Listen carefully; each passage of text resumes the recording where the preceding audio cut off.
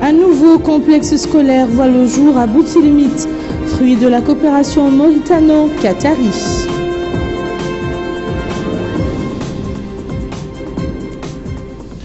Et nous ouvrons ce journal par le courrier du président de la République, Mohamed Ould Abdel Aziz, a adressé aujourd'hui un message de félicitations à Michel Kafando, président intérimaire de la République du Burkina Faso, à l'occasion de la fête de son pays.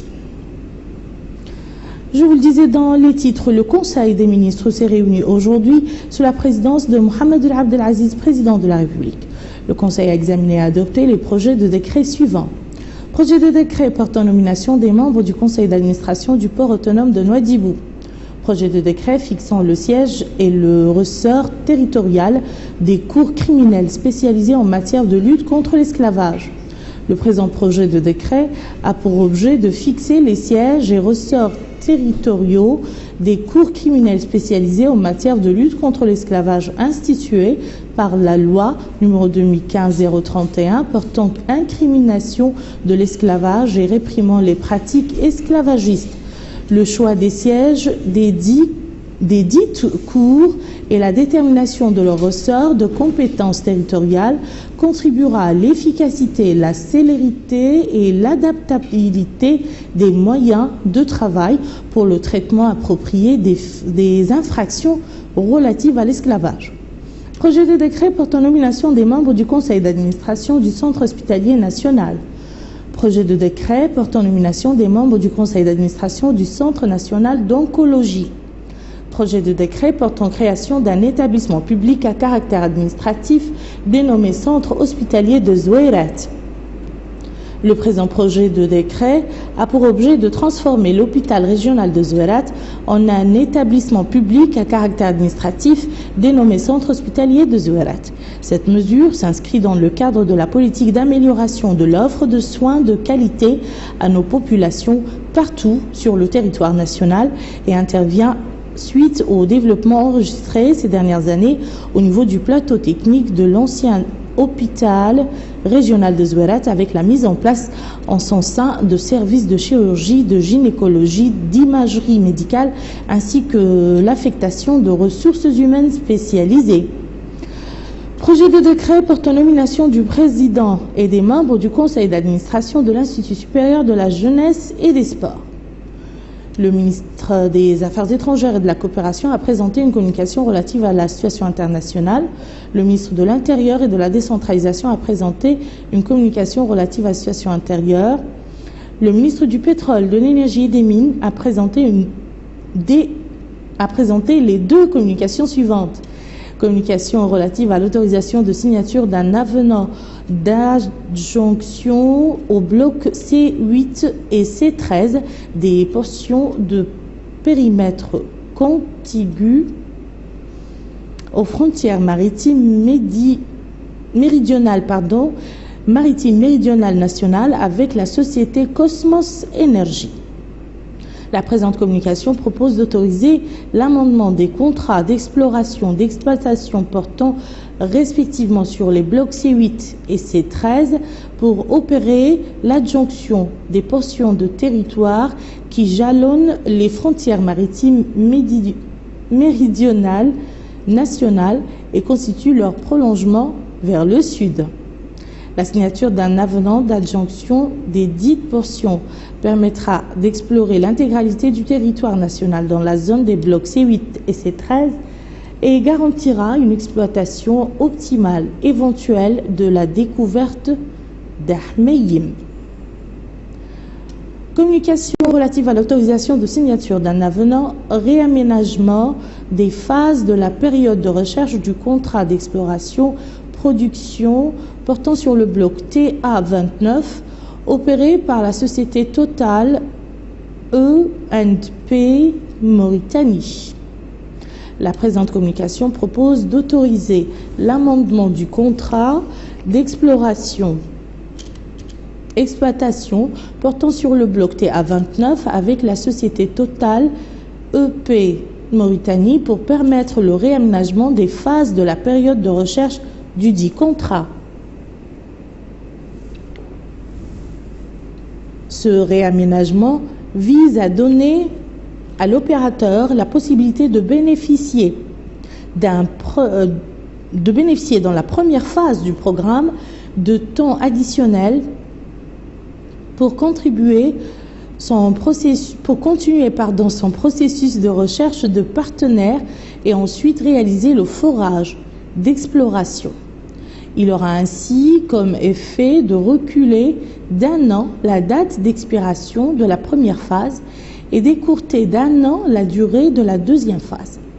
Le ministre des Relations avec le Parlement et la société civile a présenté une communication relative au contrôle et à l'organisation des activités de publicité.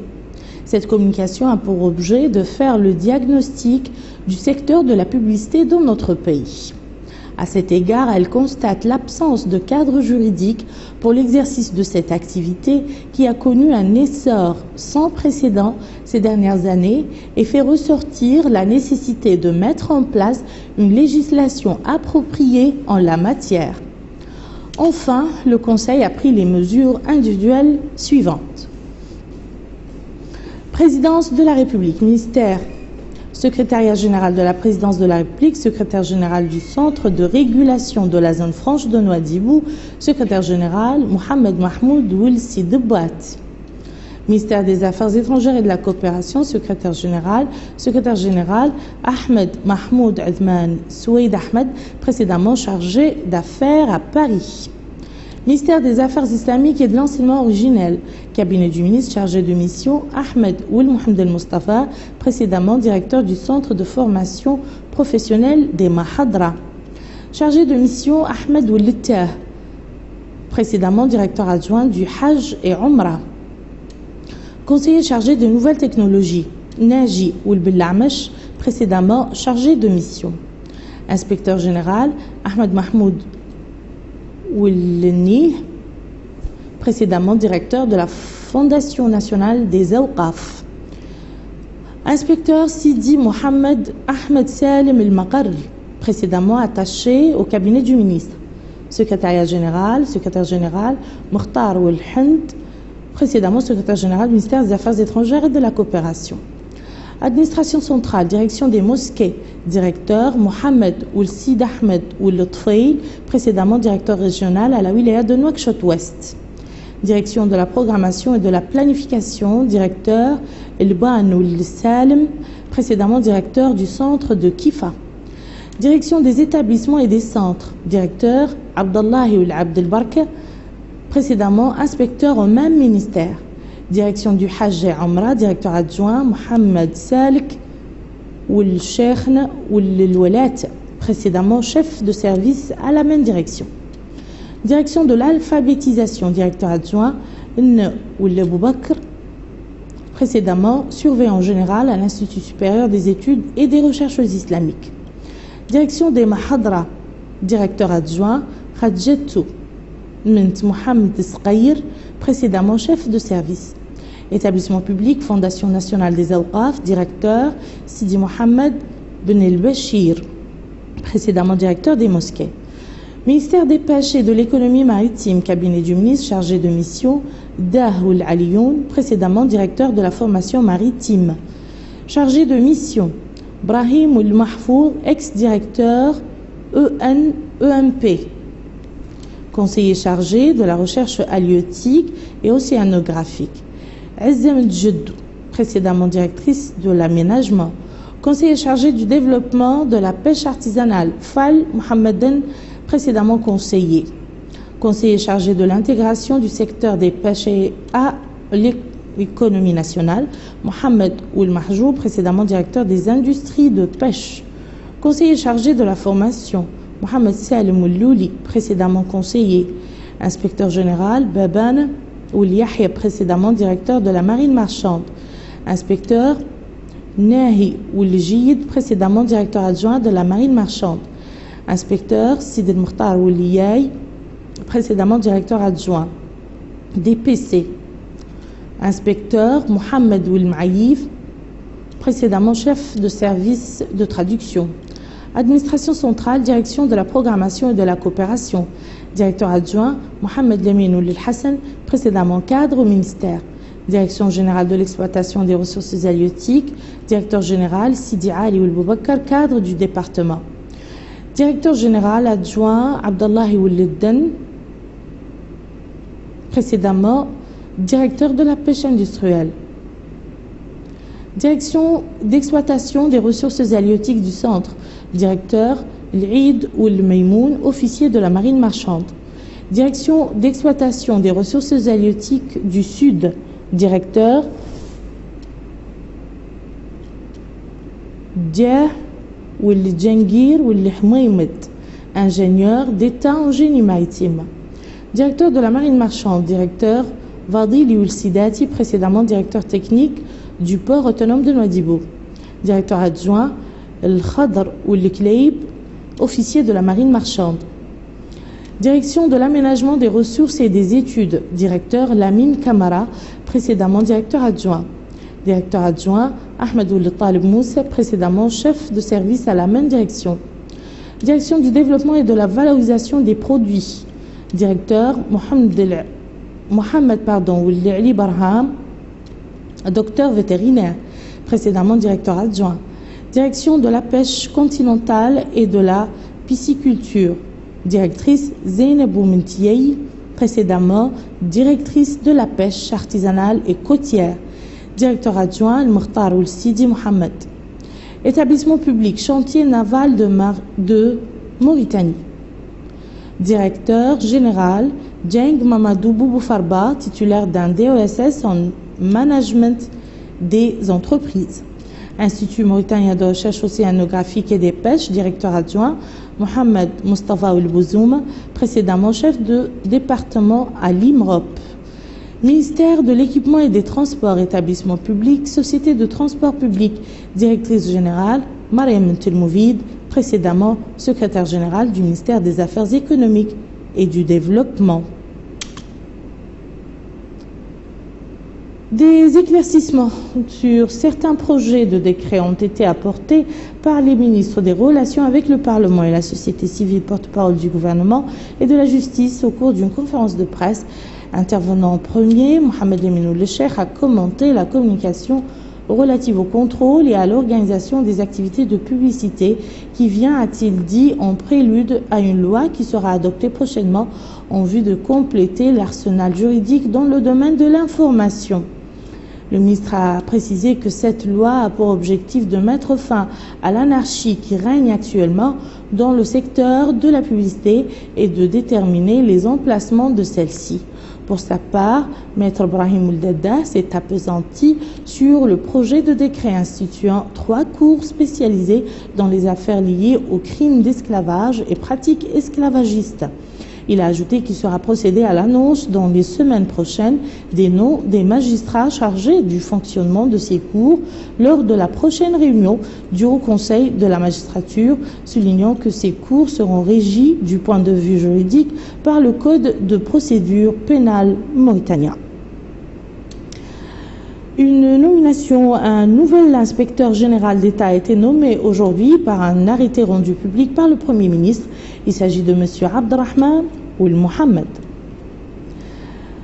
L'ambassadeur du Japon dans notre pays, Yun Yoshida, a organisé hier soir une réception à l'occasion de la célébration de la fête nationale de son pays.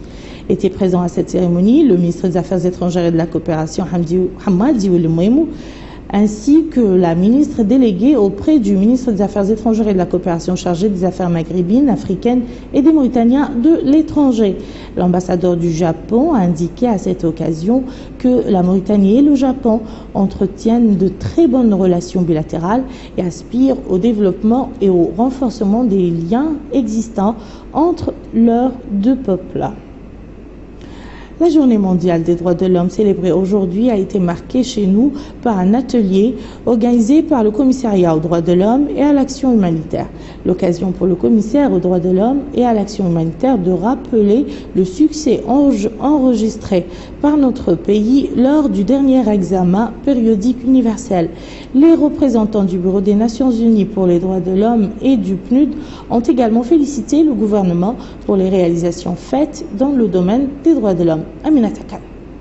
On ne le dira jamais assez, les hommes naissent libres et égaux.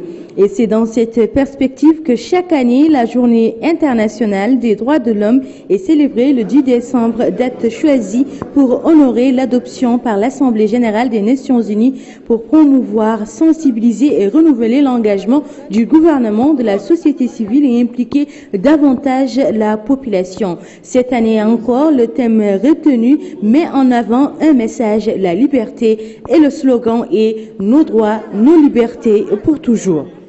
Ouvrant les travaux de la rencontre, le commissaire aux droits de l'homme et à l'action humanitaire, Cheikh Touradoul Abdel Malek, a déclaré que depuis la Déclaration universelle des droits de l'homme en 1948, les droits humains ont connu des avancées significatives. Ici, dans notre pays, nous dira-t-il, l'État œuvre chaque jour dans le respect des droits de l'homme. Les représentants des systèmes des Nations Unies se sont exprimés. Ils ont déclaré en substance: au moment où le monde est le théâtre d'atrocités à grande échelle et de violences généralisées, la Journée des droits de l'homme devrait mobiliser une action mondiale plus concertée pour promouvoir les principes intemporels que nous nous sommes collectivement engagés à défendre. En cette année qui marque le 70e anniversaire de l'Organisation des Nations Unies, l'histoire du mouvement moderne des droits de l'homme, né de la Seconde Guerre mondiale, peut être une source d'inspiration. La Journée des droits de l'homme en 2015 marquera le lancement d'une campagne d'une année pour célébrer le 5e anniversaire des deux les plus anciens traités internationaux relatifs aux droits de l'homme. Le Pacte international relatif aux droits civils et politiques et le Pacte international relatif aux droits économiques, sociaux et culturels. Nous sommes aujourd'hui confrontés à des problèmes nouveaux, alarmants et en constante évolution, tels que le changement climatique, le terrorisme, l'essor des discours des haines contre les minorités religieuses et raciales, les restrictions aux libertés d'expression, d'association et aux droits des travailleurs, ainsi que les menaces sur la vie privée dans un monde de plus en plus numérique. Au cours de la journée, le rapport de l'examen périodique universel a fait l'objet d'un exposé ainsi que l'aperçu du cycle universel des droits de l'homme et les recommandations acceptées et adoptées au cours de l'examen périodique universel présenté par notre pays à Genève. Et on apprend ce soir l'arrestation de l'auteur du crime contre une femme mardi soir au marché central de la capitale. Le criminel a été appréhendé moins de 48 heures après son forfait grâce aux moyens mis en œuvre par la Direction générale de la Sûreté nationale. Selon le commissaire Mohamed El Hadi Mohamed du commissariat de Tavra-Ghzeina 1, la DGSN a aussitôt après le crime déployé tous les moyens d'investigation qui ont abouti à un temps record à l'arrestation du criminel, qui sera à l'issue des procédures transférées à la justice. Il a assuré à cette occasion les citoyens que la Direction générale de la Sûreté nationale continuera de veiller à leur sécurité et à celle de leurs biens. Autre coup de filet de la police, cette fois-ci dans le domaine des stupéfiants. La police antidrogue a saisi une importante quantité d'alcool et de stupéfiants fabriqués localement par des étrangers dans un quartier de Riyad. La même police a mis la main sur une importante quantité de chanvre indien. Plus de précisions avec Bokar Belaba. Un gros coup de filet dans le milieu de la drogue à Nouakchott. La brigade des stupéfiants a réussi à démanteler un réseau de production et de distribution de stupéfiants dans le Muqata'a de Riyad. Les trafiquants ont rivalisé de moyens ingénieux pour fabriquer des stupéfiants destinés à être écoulés sur le marché national. Mais les malheureux trafiquants ne savaient pas qu'ils étaient suivis et le piège s'est refermé sur eux. Il faut dire que les moyens mis en œuvre par les trafiquants étaient énormes. Environ une centaine de bouteilles étaient prêtes à être vendues sur le marché. Les trafiquants sont conduits en prison avant de répondre de leurs actes devant la justice. La brigade de stupéfiants a également mis la main sur un groupe de trafiquants de drogue, notamment le chanvre indien. Là aussi, la quantité de stupéfiants saisis est énorme.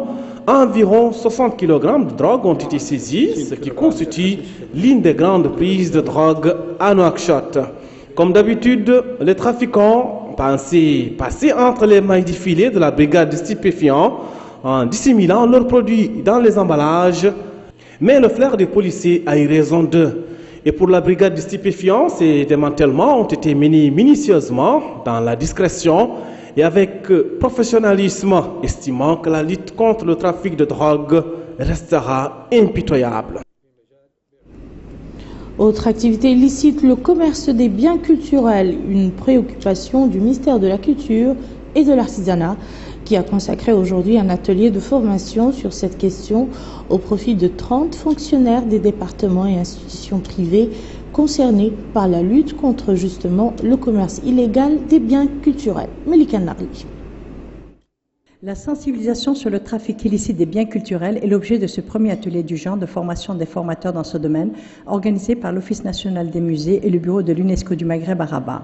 30 participants du domaine de la culture et de différents départements ministériels, sûreté, armée, gendarmerie, des affaires étrangères, de l'environnement et plus particulièrement de l'éducation nationale sont concernés.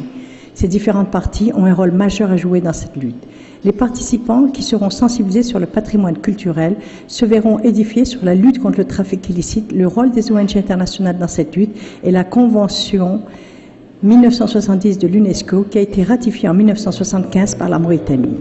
L'objet de cette convention concerne les mesures à prendre pour interdire et empêcher l'importation, l'exportation et le transfert de propriété illicite des biens culturels. Sont considérés comme biens culturels ceux qui, à titre religieux ou profane, sont désignés par chaque État d'importance pour l'archéologie, la préhistoire, la littérature, l'art ou la science. Dans son allocution, la secrétaire générale du ministère de la Culture et de l'Artisanat, Mme Mimi Mtedhebi, souligne que cet atelier fait suite à celui qui a été organisé à Meknès au Maroc en avril dernier. Cette rencontre, dit-elle, devrait permettre aux participants de recueillir les informations pertinentes relatives à cette problématique afin que toutes les parties prenantes puissent prendre des mesures adéquates.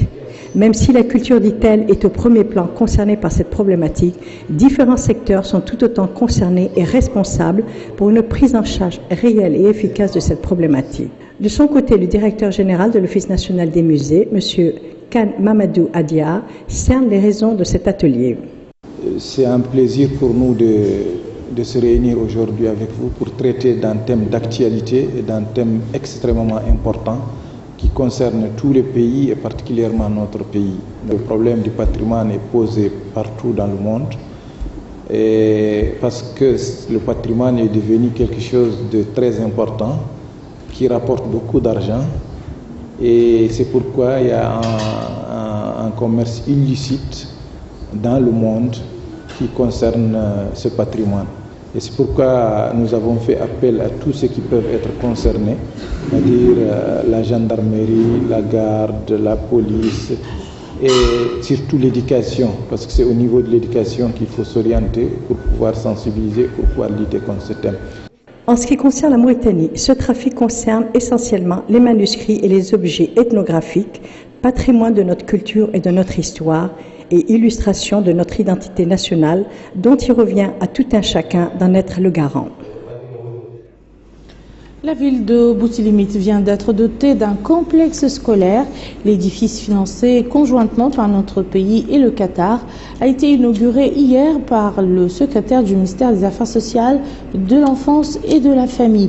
Le complexe dénommé Les Frères renferme une école fondamentale, un collège et un lycée dotés de l'équipement didactique nécessaire. Abdul Adamaba nous en dit plus. La ville de Boutilimit se dote d'une école flambant neuve. Ce complexe scolaire a été réalisé grâce au concours de la société mauritano-qatari pour le développement social relevant de la société qatari d'enseignement en collaboration avec l'État mauritanien. La coupure symbolique de ce ruban par le secrétaire général du ministère des Affaires sociales, de l'enfance et de la famille et l'ambassadeur de l'État du Qatar dans notre pays marque l'ouverture officielle de cette infrastructure scolaire. Composée d'une école fondamentale de 9 classes, de bureaux administratifs, d'un collège, d'un lycée de 36 classes, d'un laboratoire, d'une bibliothèque, d'une salle d'informatique. L'édification de ce complexe scolaire a été louée par le secrétaire général du ministère des Affaires sociales, de l'enfance et de la famille, Mohamed Mahmoud Ould Sidi Yahya. Ce qui, dit-il, est une contribution généreuse de l'État du Qatar aux efforts de la Mauritanie visant la réussite du secteur éducatif pour cette année instituée comme étant l'année de l'enseignement. L'ambassadeur du Qatar en Mauritanie, son Excellence Abderrahman Ben Ali Koubeis, a pour sa part indiqué que ce nouveau complexe est un nouveau jalon posé dans le cadre de la coopération fructueuse entre les deux pays. La société mauritano-qatari pour le développement social, relevant de la société qatari d'enseignement, n'en est pas à sa première réalisation. Depuis sa création, la Fondation EQMDS, et notamment à partir de 2007, a réalisé par exemple plusieurs activités dans les domaines de l'alphabétisation et de la formation professionnelle. Et vous pouvez voir plusieurs photos de nos projets dans le pays. Ces projets ont bénéficié des milliers d'élèves grâce à l'opération de ces 4 centres de formation aujourd'hui en fonctionnement. Le député et l'adjoint au maire de la commune de Boutelmit ont quant à eux remercié au nom de la population de la commune et de la Mokhata de Boutelmit l'État du Qatar pour leur aide au profit du peuple mauritanien. En marge de cette cérémonie, la délégation a mis à profit son séjour dans la ville afin de visiter l'hôpital Hamed Ben Khalifa, où elle s'est informée sur les prestations offertes par cette infrastructure sanitaire. Au volet politique, le Forum national pour la démocratie et l'unité a organisé hier soir à Nouakchott un colloque débat dans le cadre de la journée mondiale de lutte contre la corruption. Le président du FNDU, Maître Ahmed Salem El-Bouhoubaini, a présidé les assises de ce colloque en présence des présidents des partis politiques, des personnalités indépendantes et syndicales. Les différents intervenants ont abordé la vision du FNDU par rapport à la situation générale du pays, particulièrement dans le domaine économique.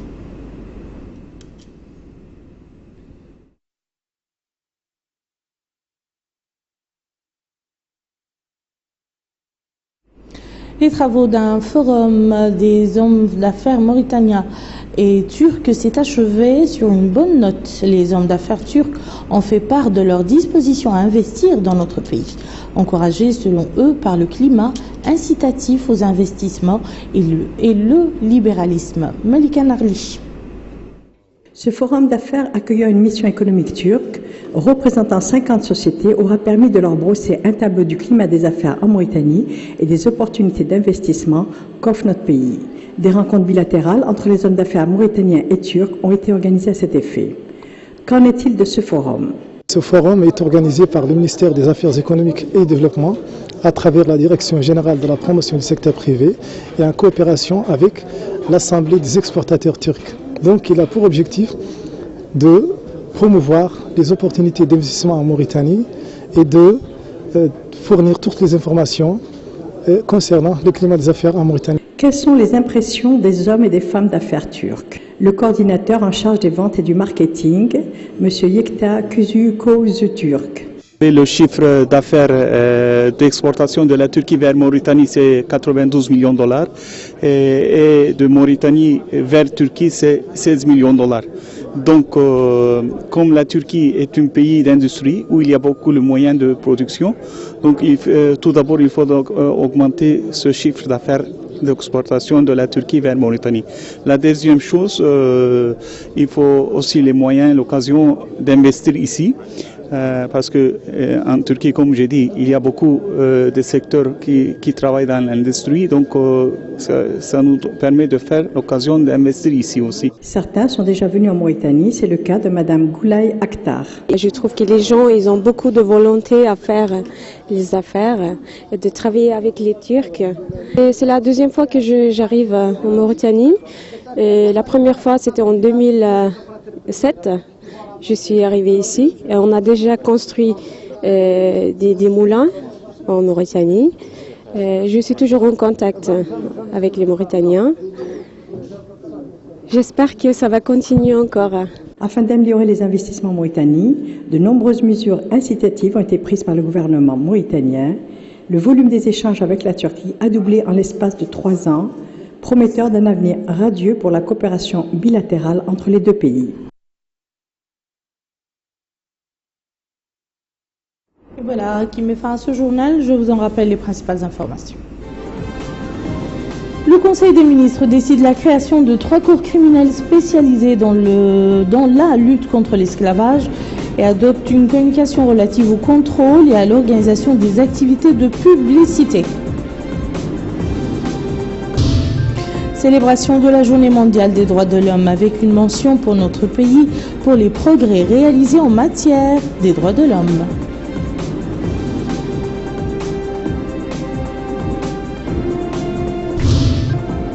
Un nouveau complexe scolaire voit le jour à Boutilimite, fruit de la coopération mauritano-qatari. Merci, madame, monsieur, de nous avoir suivis. À demain, Inch'Allah.